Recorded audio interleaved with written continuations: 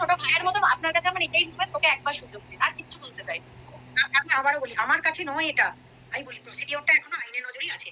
তো আমার কথা হচ্ছে যে ওর জন্য আমরা আইনের কাছে দরবার করেছি, মানে ও আইনের আওতায় আছে, আমরা দরবার করেছি। মানে আমি গত পরশুদিন নিজে অ্যাডিশনাল এসপির কাছে গিয়ে পিটিশন সাবমিট করেছি, ঠিক আছে? আমার ভিডিও দেখুন, আমার পরশুদিনের ভিডিও দেখুন। কালকে উঠে ওই মনাকর ম্যাডাম জিজ্ঞাসা করছেন, যতক্ষণ না আমি আইনের কাছ থেকে কোনো আশা পাবো ততক্ষণ তো আমি কিছু করণীয় নেই, কারণ পুরো প্রসেসটা আইনের পথেই আছে। তো যাই হোক, আইনের পথে যখন আছে, আশা করছি প্রীতমের নজর থাকবে, মানে আপনারা সকলেই নজর রাখবেন। আর প্রীতমের জীবনটা ভালো হোক, সেটা সকলেই আমরা চাই, তাই তো? এটাই আমরা চাই, সবসময় এটাই চাই। একদম আর কিছু চাই না, ছোট ভাই তো মানে ভুল করেছে, আবার ঠিক হয়ে যাবে। আজকে একটা কথা অস্বীকার করে যাবেন না, ওয়াইটিতে কিন্তু অনেক নিট অ্যান্ড ক্লিন হয়েছে, অনেকটা। ওর অনেক ভুল আছে, অনেক অনেক অনেকটা হয়েছে না ওয়াইটি? ঠিক আছে ম্যাম, আপনাকে ধন্যবাদ। ও যে এই লাইফটা এসছে, ও যে ভুলটা স্বীকার করতে সাহেব নিজে আমার বলে উঠে বললো। না না ম্যাডাম, আপনি আমার থেকে অনেক বড়, আপনাকে আমার প্রণাম জানিয়ে, আর যারা বড় সবাই আমার থেকে বড় আশা করি, তো সবাইকে প্রণাম জানিয়ে আর ভালোবাসা জানিয়ে কথাটা বলছি। এটাও আমার মাসির ছেলে, মানে আমার থেকে ছোট 3 বছরের। তো ছোট থেকেই অনেকটা ভুল করেছে, আমরা চেষ্টা করেছিলাম যতটুকু গাইড করার। তো আজ মনে হয় ওর ভুলটা বুঝতে পেরেছে, ও সবার সামনে এসে ক্ষমা চেয়েছে। তো আমার পার্সোনালি আপনার কাছে রিকোয়েস্ট, ভাই ছোট, ওকে আর একটা সুযোগ দিয়ে আপনি দেখুন। আমার বিশ্বাস আপনার হয়তো শুধরে যাবে, ভুল মানুষেরই হয় যদি। তো আপনারা অনেক বড় আছেন, আপনারাই যদি ওকে একটু মানে সাপোর্ট করেন, তাহলে দেখবেন ও বদলাতে পারবে। আইন কানুন সবই মানুষের জন্য, ওতে মানুষ খুব আরো খারাপ দিকে চলে যেতে, দেখুন খারাপ দিকে না যায়, এইটুকু রিকোয়েস্ট আপনাদের কাছে, ওকে একটা সুযোগ দেবেন যাতে ভাই আবার নতুন করে নিজের জীবনটা শুরু করতে পারে। আচ্ছা, আর কিছু বলার নেই, আপনি অনেক ভালো দিদি। আচ্ছা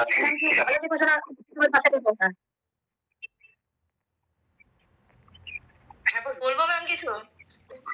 হ্যাঁ নিশ্চয়ই বলবেন, কেন বলবেন না? হ্যাঁ বলছি, সবাইকে সুযোগ দেওয়া উচিত। যেমন রিমি তো অনেকবার সুযোগ পেয়েছে, এটা সবাই। এক মিনিট, ইউনিক তানায়া লিখেছে 5 বছর কোনো বিয়ে বা কোনো সম্পর্কে জড়াবি না। 5 বছর যেটাই করবি বাই ক্যামেরা করবি, ব্যক্তিগত সম্পর্কে অ্যাটাচমেন্টে এখন যাবি না। নিজের ভালোর জন্য বললাম। বলো, বলতে থাকুন। প্রীতম ভিডিও কোন একটা দেখে ভালো লাগছে, প্রীতমকে দেখে ভালো লাগছে, মাসিকে দেখেও ভালো লাগছে। ভালো থাকবে। আর প্রীতম আর বদমাইশি করিস না,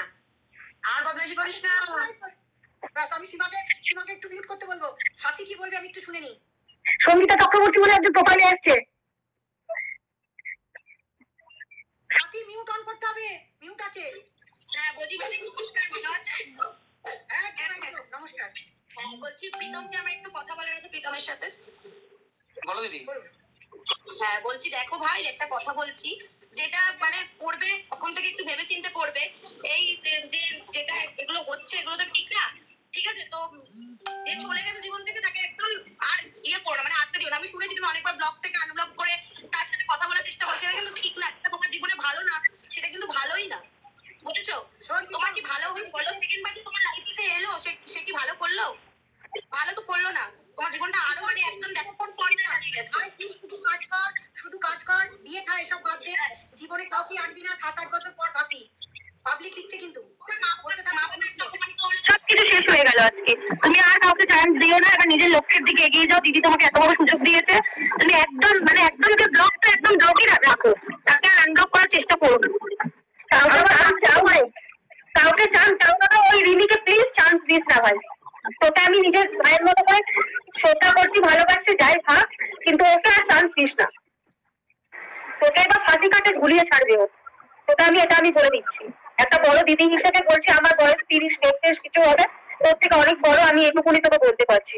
প্লিজ ওকে আর চান্স দিবি না। পারলে তোকে আমি কালনায় গিয়ে তোর ঘরে বসে তোকে ক্লাস নিয়ে আসবো। ওকে আর চান্স দিবি না। আমি তো, তুই একদিন আমাকে মুখ ভেঙিয়েছিলি আমার টিভি দেখে, এরকম দেখতে আমি, তুই তখন ওর সাথে ছিলি, একটা ঘরে বসে লাইভ করছিলি, আমি তো তখন মুখ ভেঙে বাজে কথা বলছি। আজকে আমি তোর ক্যামেরাটা অন করুন, যারা আসছেন ক্যামেরা অন করবেন। আচ্ছা একটু নামাচ্ছি, একে একে তুলতে হবে তো।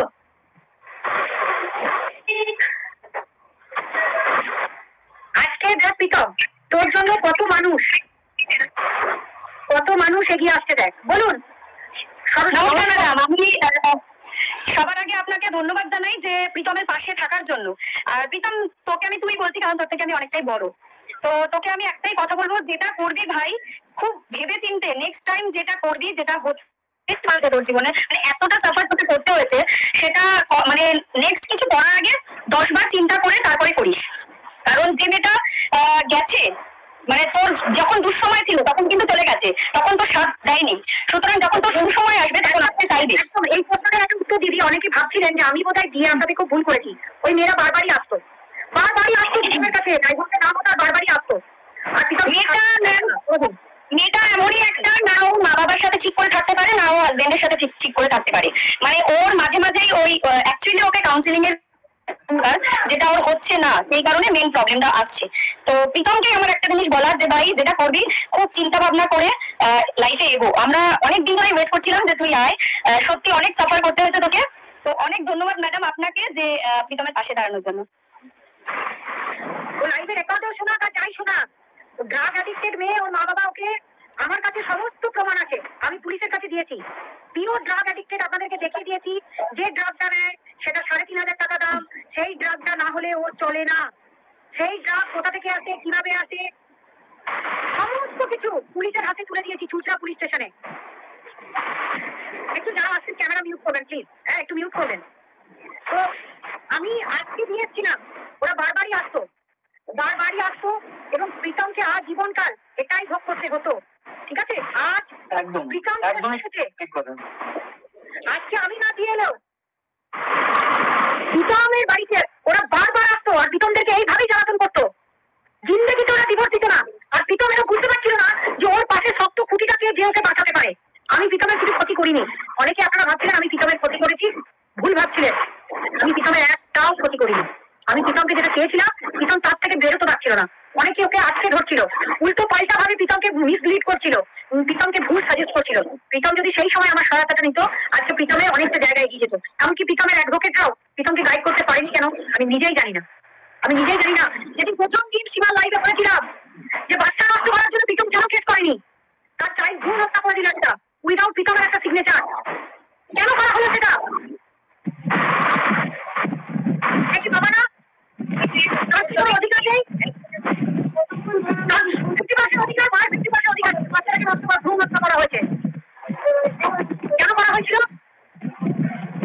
ওই কারণেই করা হয়েছিল, অনেক কিছু ছিল। হ্যাঁ, প্রীতম যেটা করেছিল ওর বাড়িতে থাকাকালীন যেটা মেন্টাল টর্চার চলছিল, সেটা প্রীতম যদি না করতো, প্রীতম যদি আমাকে ডেকে আলাদা করে ইন্ডিভিজুয়ালি বস, অনেক কিছু মিটে যেত। প্রীতমকে তখন অনেক ভুল বোঝাচ্ছিল, এটা প্রীতমের করা উচিত হয়নি। প্রীতমের মাও অনেক জায়গায় ফোন করছিল, আমাকে বিশ্বাস করতে পারছিল না, তোমরা অন্য কাউকে বিশ্বাস করছিল। আমি একটা কথা বলেছি ভাই, আমি তোমাকে একটা কথা বলি দিদি, ওকে মেন্টাল টর্চার বলতে গেলে ওর কাছে এটাই, যখন ওর কথাটা এগ্রি করা হবে না সেটাই ওর কাছে মেন্টাল টর্চার হয়ে দাঁড়ায়। সেটাকে পূজারিও জানে, এমনকি ওর মা নিজেও জানে। সেটা তোমরা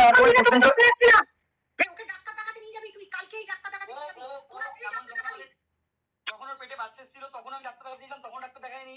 তারপর আমি বাইরে ডাক্তার দেখাচ্ছিলাম, ও ডাক্তার দেখায়নি। রিসেন্টলি আমি ফোন করে ডাক্তার দেখাচ্ছি, তখন ডাক্তার দেখাতে চাইনি। ও ডাক্তার দেখাতে কোনো দিনও চায় না, আমি জানি না কেন এটা। আমি তো ওপেন লাইভে স্বীকারও করেছে ডাক্তার দেখাবে না, তোমরা আসলে দেখেছো সেটা। ও কোনো ডাক্তার দেখাতে চায় না, আমি জানি না কেন। ও এই আমাকে সোনাই বলে ডাকবে, আবার এই যদি আমি সোনাইটা যদি মানে ভালো করে ডবল সোনাই না বলে আমাকে সেই মুহূর্তে গালাগাল দেবে। ওর মধ্যে কি চলে আমি নিজেও জানি না আজ অব্দি। তার কারণটা প্রীতম, তুইও তো কিছু বিশ্বাসযোগ্যতা হারিয়ে ফেলেছিস একটা মেয়ের কাছে, তো এটা তো তোর দোষ ছিল। তুই আমি তো বাড়িতে কন্টিনিউয়াসলি এসএমএস তোর ফোকাস নেই, মানে তোর সামনের মানুষটা তোকে কি বলছে তুই সেটাতে ফোকাস করিস না, তুই করিস ফোন। আমি জানি তুই সোশ্যালে আছিস, তোর সারাক্ষণ ফোনে থাকতে হয়, কিন্তু তোর সাথে যে মানুষটা তোর পাশে বসে কথা বলছে সেটা তোর মা হতে পারে, সেটা তোর বাবা হতে পারে। তোর ধ্যান কিন্তু মা, বাবা, আরো পারিপার্শ্বিক লোকজন কারোর প্রতি থাকে না। তোর ফোকাস এত ছোট থেকেই তোর টোটালটাই তোর ফোনে, তুই ফোনের মধ্যেই ডুবে থাকিস। আর যে ফোনের বাইরে জগৎ আছে, সেই জগৎটা তোকে আমরা পরিচিতি দিলাম। আজকে তোকে পালিয়ে বেড়াতে হচ্ছিল, কেন হচ্ছে বা হচ্ছে তার একটাই কারণ, কারণ তুই বাইরে পারিপার্শ্বিক সমাজটা কোনোদিন দেখতিস না। তুই যখন চিৎকার করিস পাড়া প্রতিবেশী কারোর যে কোনো অসুবিধা হয় সেটা বুঝিস না। তুই যখন লাইভ করিস বাইরে গিয়ে চলে এলি ক্যামেরা অন করে, যখন তোকে আমার এত বড় বিপদ হয়ে গেল, সমাজে সব মানুষ একসঙ্গে বিপদে পড়ে যায়, কারণ তোকে অনেক মানুষ ভালোবাসে, তুই সেগুলো বুঝিস না। আজকে অসুস্থ মানুষগুলো অসুস্থ হয়ে যাচ্ছিল ওয়াইটিতে, তারা আমি একটু কিছু বলতে চাই, একটু বলতে চাই। চলো, একদম আমার প্রীতমের এটাই বলা যে প্রীতম ধরো মনের যা জ্বালা যন্ত্রণা আছে ক্যামেরা করে বড় করে বলে দিয়ে এবার ক্যামেরা অফ করেও ঘুমিয়ে পড়লো, কিন্তু ওই ভিডিওটা দেখে হাজার হাজার মানুষের রাতের ঘুম উড়ে গেল, তাদের সুগার বাড়লো, কেউ কেউ আছে এত হার্টের পেশেন্ট, তারা তোদেরকে নিয়ে চিন্তা করতে করতে অসুস্থ হয়ে পড়লো। 3 বছর ধরে তোদের এই সংসার হবে কি হবে না এই ভাবতে ভাবতে বহু মানুষ রোগাক্রান্ত হয়ে গেছে। সেই কারণে আজকে হয়তো তুই কড়া শাসনটা পাসনি বলে একটু বেয়ারা, তুই একটু না অনেকটাই বেয়ারা। আজকে আমি কিন্তু বিশ্বাস কর, যাই হোক আমি চেয়েছি তোকে তোর মা যে শাসনটা করতে পারিনি সেটা যেন সঙ্গীতা দিদিভাই শাসনটা করে।